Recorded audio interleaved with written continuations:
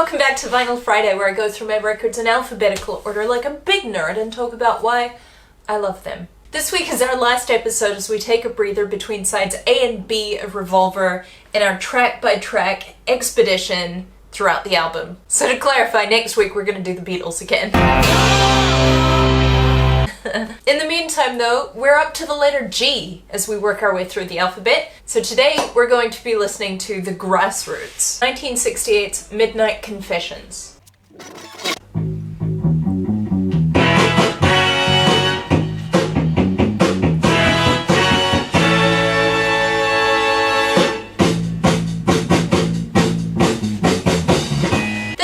Was the Grassroots' biggest charting hit. It reached the top 5 in the States and Canada. It is also my favorite Grassroots song. When I was a tween, my family moved to the San Francisco Bay Area, and it was there that we found a radio station called KFRC, 99.7 Big 610 AM. KFRC, San Francisco. It was an oldie station, and they played quite a lot of music from the 60s. We listened to it constantly, and I would say that that probably played a large part in my musical taste today. KFRC is where I first heard this song. It's a song about someone who is in love with another who is married and thus unavailable, and given my propensity as a youth for declaring my undying love to people who I knew could and would not reciprocate, I think this song really appealed to me. So there are two groups that I'd like to shout out today, and neither of them is the Grassroots. Why? Because I'm not even sure that the Grassroots really exist. Here's what I mean. Picture the scene. It's 1965. Our protagonists are Sloan and Barry, a songwriting-producer duo who work for Lou Adler's Dunhill Records. They record a demo for a song and they release it under the name Grassroots. They've got a track, they've got a name, but they don't have a band. So they go out and they shop around for a band that they can christen the Grassroots. They initially found a young group called the Bedouins who had recently won their local Battle of the Bands. They called them the Grassroots. They played for a bit, released some stuff, did okay, but it was ill-fated because after a few months the Bedouins decided that they didn't want to do what they were told anymore. What they wanted was to release their own material. Which makes sense because they were already a band, so they stopped working with Sloan and Barry, but they continued to use the Grassroots name until they were served with a cease and desist. So that's the Bedouins. They are no longer the Grassroots. The name The Grassroots is getting some traction, so Sloan and Barry need to find themselves another band that they can give that name to. And they find a second group called the 13th Floor. Not the 13th Floor Elevators. That is a different group. They assigned that band a singer, coaxed them into this very specific sound that they were molding featuring a brass section, and sent them off on the road as the Grassroots. So in a way, the Grassroots are kind of like the 60s answer to the Spice Girls. Yo, I'll tell you what I want, what I really, really want. Or One Direction. Baby, you light up my world like nobody else. Perhaps not to the same extent, but in the sense that a group of music industry professionals constructed a band to churn out hits. Most of the songs that were released by that iteration of the band were actually written by label staff. Most of the instruments on those recordings were played by a group of session musicians. And any original tracks were basically relegated to album filler or B-sides. So they were very successful in the singles charts, but there was essentially a constant rotation of musicians coming in and out of that band to be the Grassroots because anyone that they could find who wanted to be in a band probably wanted to be in a band because they wanted to do their own material. And because they were doing so well with the model that they were using, the label was understandably reluctant, shall we say, to allow the bands to do that. Because remember kids, if there is money to be made, the music industry will grab it with both hands, with nary a scruple about artistic integrity and authenticity. They are there to make a buck. 1 million, 2 million, 3 million, 4! Don't you think otherwise? So that's the Grassroots. It's really a band only in name. To be honest, I'm not even sure who it is on the cover of this record. And so we arrive at the first band that I would like to shout out. They are called the Evergreen Blues, and they're a group of kids who are barely out of high school from East LA. They have a deep love of tough R&B singers, in their words, like Otis Redding and Wilson Pickett. They love that raw Stax record sound. Their manager writes them a song, they record it, and it becomes a minor hit in Florida. And that song was Midnight Confessions. In my midnight confession, when I tell all the world I love you. So that is the first iteration of today's song. This version is very impassioned. I love you. A little bit rough around the edges. The band isn't especially tight, and the recording is quite low quality. Sloan and Barry, from a few minutes ago, picked that song up and gave it to the Grassroots, except they wanted, instead of a sort of rougher R&B sound, they wanted more like a West Coast answer to Motown. So they wanted smooth soulful. The version that they recorded ended up being virtually identical to the original, but in a slightly different key and much slicker. Staggering through the daytime, the image on my mind. And it became a massive international hit. So what we're listening to today is a track that was written for a group of East LA kids who were trying to make gritty soulful music, but was cleaned up and imitated by a not band constructed by a group of industry professionals. Despite all this, this is still a very cool song and an excellent example of storytelling through music. And so we arrive at the second band that I would like to shout out today. This band is called The Wrecking Crew.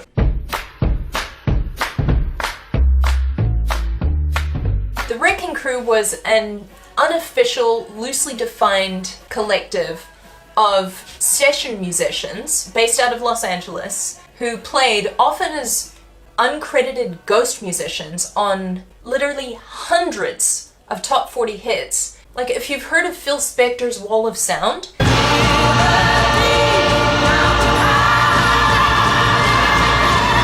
they were his house band. And they weren't just musicians who would come in and read the scores and play as they were told, although they were very good at that. They also often contributed creatively to the songs that they were playing on. Now, it's been a while, so I think it might be time for us to indulge in a little montage. Editor Nancy here. Now, in the following videos, you may notice there are actually musicians from the band playing musical instruments. However, as these are mostly live for TV performances, they're actually miming along with the original recording. And the backing band that plays on the original recording is the Wrecking Crew. Just bear that in mind as you enjoy this Wrecking Crew montage. You send me.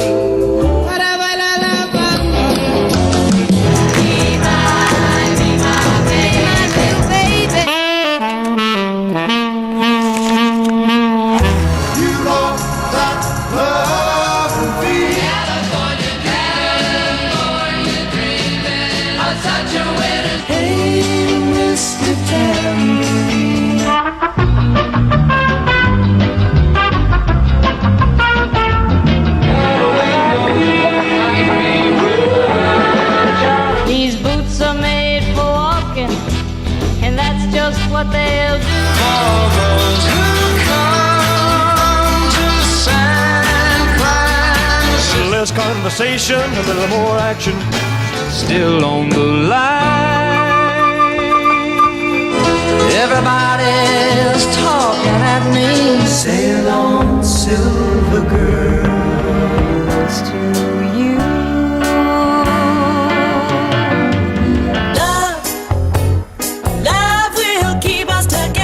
Glenn Campbell, fun fact, was actually an original Wrecking Crew member. Same deal with Leon Russell. Was alone and I was singing this song to you. He was a Wrecking Crew member. They were often used by the record companies because it was just so much more expedient and thus cheaper, because you've got a room full of musicians who are practicing and playing constantly, who can sight read on the spot. You can have an entire album done in a day. You can do an entire session in several hours that could take weeks to do with less seasoned professionals, with less experienced musicians. It just made sense for them to churn the hits out faster. The more they played together, the better they became. If the teenagers that we sold to took one look at us, I don't think the record companies could sell those records saying that, well, this is the group that sung on them, but they didn't play on them. We had people as old as your parents that played on the records. Would you buy that record? I don't think so. The reason I bring up the Wrecking Crew as predictably, they are the session band on this recording. So while I might prefer the vocal delivery on the original Evergreens version of this song, I love you! The Wrecking Crew were a group of consummate seasoned professionals. On this song, they deliver us a backing track that, unlike the Evergreen version, is immaculate. And when I say that the bass is something that makes this song incredibly cool, I'm not just talking about any bassist, I am talking about the legendary Carol Kaye.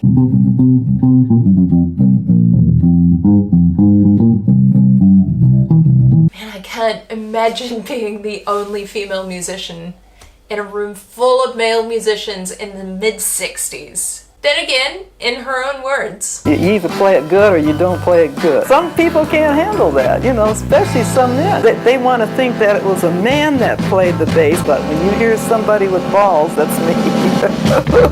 And she plays the hell out of the bass on this track. And I think in order to break that down a little more, what we need is to spend some time with the bass correspondent. Every component of this bass line is so much fun. It opens with a bass riff.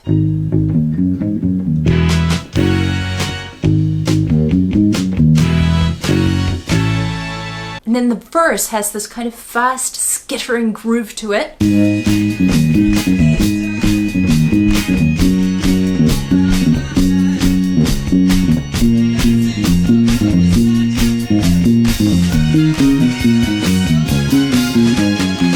There's like a nervous tension about the verses. And then in the chorus, it eases up a little bit. It's still got a nice driving groove, but it doesn't have that frenetic energy to the verses. And that sounds like this.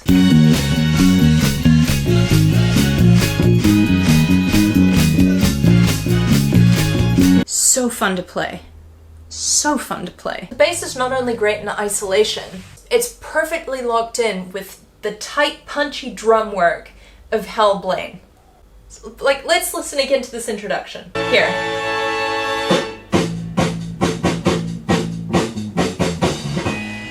Both of them have that same rhythm the first time. Bum, bum, bum, bum, bum.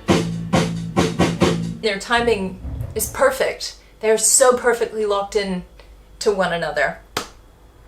It's just such a strong rhythm section on this track. Critical because it's quite a funky, soulful piece of music. Builds a great groove. Okay, now we're going to talk about brass. The brass section is another particularly tasty element of this marvelous song that we're listening to today. Like, it opens the song on a fanfare, like this.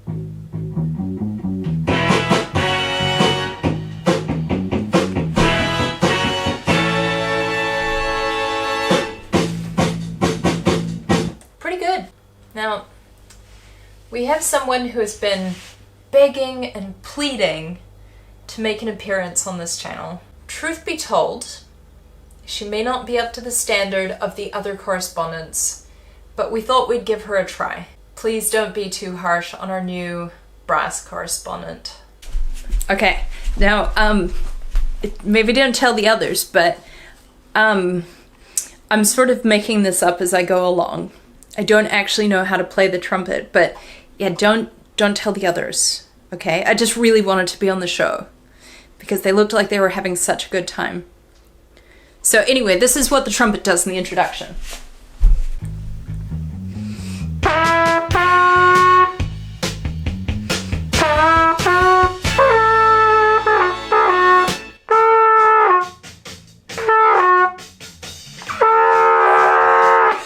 That was pretty good, I think. I think they'll keep me on.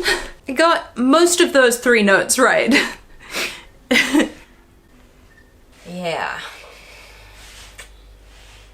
Anyway, the song has distinctive, well-written parts. For example, the little licks in the second verse that are interspersed between the vocal runs, like this.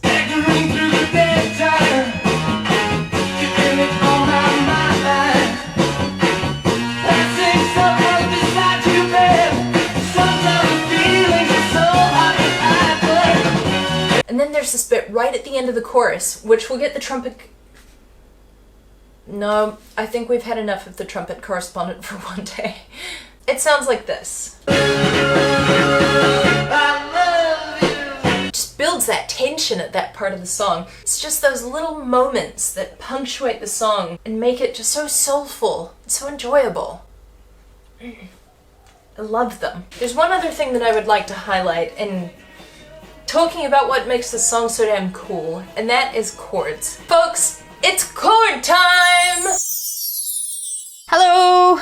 Okay, the first thing to mention is that the verses and the chorus have this slightly unsettling, odd sequence. Like, not quite what you would expect. It starts off predictably enough, but where you might expect it to go somewhere like here, it instead goes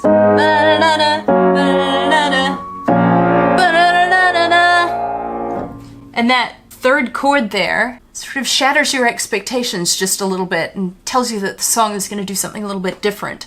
But also, I think it communicates really well that sense of turmoil that the singer is experiencing. It's confusing. It's a cauldron of overflowing emotions. But the last chord of the verse is brings out a need in me that no one can hear except. That's our accept chord. It's major. After all the torment, after all of the what am I doing with my life? I'm about to make a confession. Very effective. My comment on the chorus is similar to what I said about the verse, namely that it starts predictably enough, but where you might expect it to go like, what's that Savage Garden track? Truly, madly, deeply. I wanna stand with you on a mountain. I wanna bathe with you in the sea. I wanna lay like this forever until the sky falls down over me. This one, the third chord is here. In my midnight confession, when I tell the world that I love you. I think that chord there, that minor chord, communicates bittersweetness. The sweetness, of course, being the love that you want, and the bitterness being the fact that you will never attain it. It just makes the song for me. That and the bass line are what do it for me in this song. Love it. The last thing that I want to mention is the last chord of the middle 8. There's another before me, I'll never be mine, I'm wasting my time. Oh, that leads perfectly right back into doom doom doom doom doom doom doom doom doom. Perfect lead-in chord. The end. 5-1. Excellent chord choice. Excellent chord placement. 10 out of 10. Now let's talk about how the music tells the story of the song, because it is the music that causes the singer's woe to sort of play out like an opera. It's high drama. They're in love with someone, that person is married, they're agonizing over their unrequited love and the secrecy that they have to maintain around it. And as a listener, we are privy to that secret. We are the receivers of the confessions. We are dragged into the dramatics of the sad tale. And the music is what helps to tell the story. Now, the piano correspondent spoke in the beginning about how the chord changes are sort of disorienting, discomforting. It plays out in a minor key, and it happens as the singer is telling us,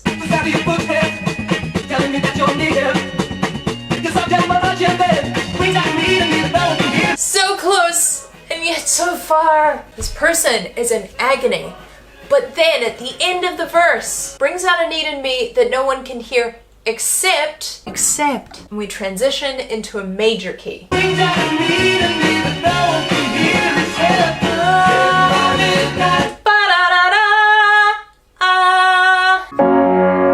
Major key. We get to experience the relief and the release of sharing your secret to the world when I tell all the world that I love you. I love you. There are these moments of tension and release that are built up throughout the song to give that sense of like agony of holding a secret, release of sharing the secret. Like here. Check out how the horns build up this tension and then drop away. They fall away as he shares his secret. I love you. They drop away to reveal this haggard, beleaguered vocal delivery. I love you. And they do the same thing on I'm wasting my time. I'm wasting my time.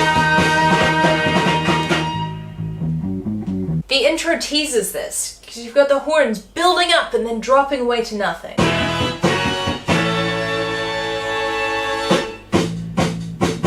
The last time that happens, everything drops away and we get this moment of hush, like he's whispering the secret of his confession to us. Here. In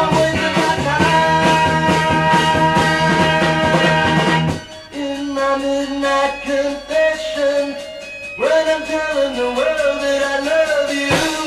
And then he tells all the world! And I love that it's just that organ. It's just that vocal and that organ. In my midnight confession, when I'm telling the world that I love you. Also that snare hit. Bam! Dun-dun-dun-dun. Such a well-placed snare hit. Bam! When I'm telling the world that I love you. That organ is played by Wrecking Crew member Larry Knechtel, who went on to become a member of Bread. Used to be my life was just emotions passing by. So there you have it. Expert musicianship, cleverly arranged to tell what is probably, for most people, a very relatable story. There's so much that you can do with music, you know? It's not just about playing the chords, playing the notes. You can use it to help tell your story. And they do that beautifully on this track. Isn't that cool about the Wrecking Crew? I had heard of them, but I wasn't aware of just how enormous their body of work was. That's it from me. If you enjoyed this episode or you would like to support any of the weird things that I do, I'll leave a link in the description for my Buy Me a Coffee page where you are welcome to make a donation, but no pressure, friends. Thank you to everybody who has made a donation or joined up as a member. I appreciate you very much. Thanks for hanging out with me. I'll see you here next week. Have a great weekend!